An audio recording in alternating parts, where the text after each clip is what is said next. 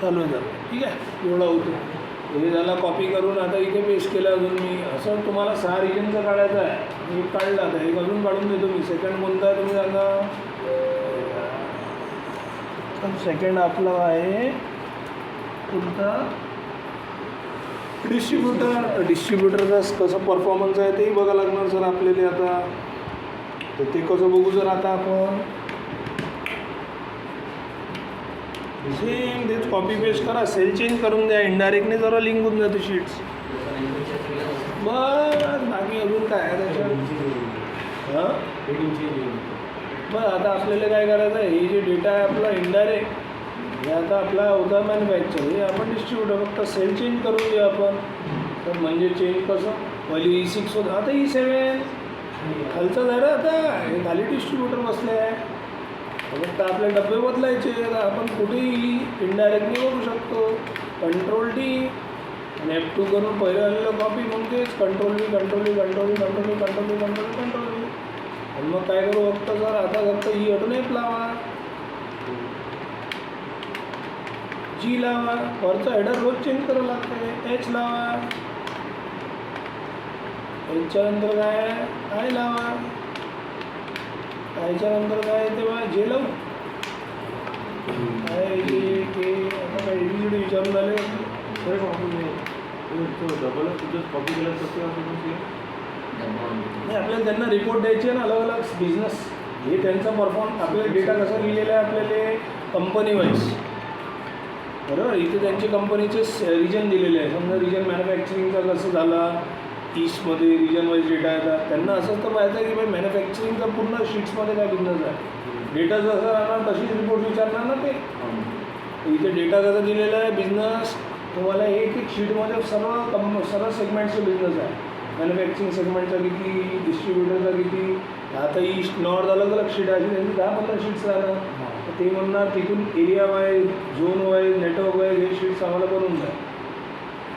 आणि तिथे आम्ही चेंज करणार, ते ऑटोमॅटिक शीट चेंज झाली पाहिजे. आपल्याला दिमागच काम नाही करणार, करू काय मी. इनडायरेक्ट कामात येते त्याच्यात जबरदस्त.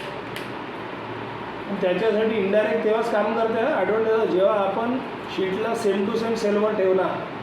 म्हणून मी काय केलं, पहिली शीट टाईप केली, व्हॅल्यू नाही केलं, मग OM करून क्रिएट कॉपी केली तर एक्झॅक्ट ते शीटची डुप्लिकेट बनली.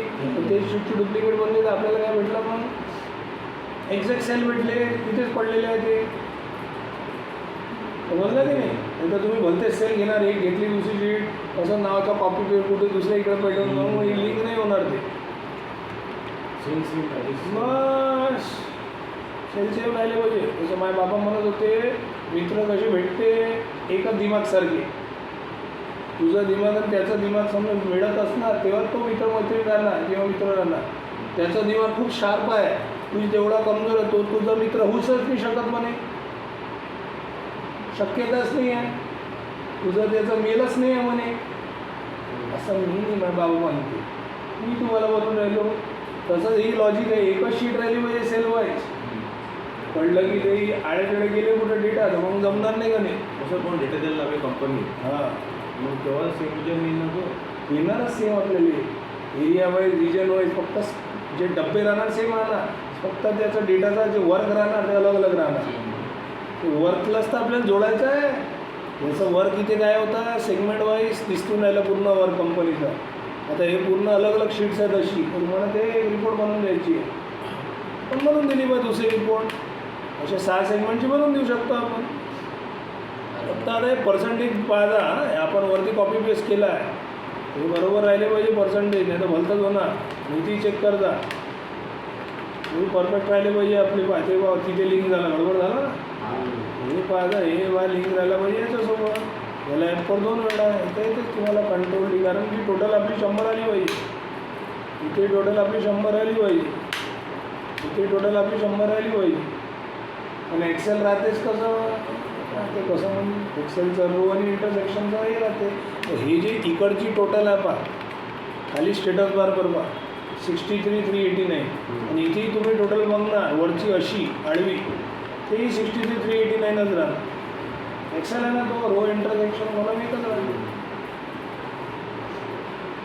समजलं इनडायरेक्ट. तो तुम्हाला ट्राय करायचा आहे. त्याच्यात अजून एक लेवल आहे इनडायरेक्ट 2, पण ते उद्या जमला पाहिजे ना पहिले, बरोबर की नाही? चला सेव करा बंद.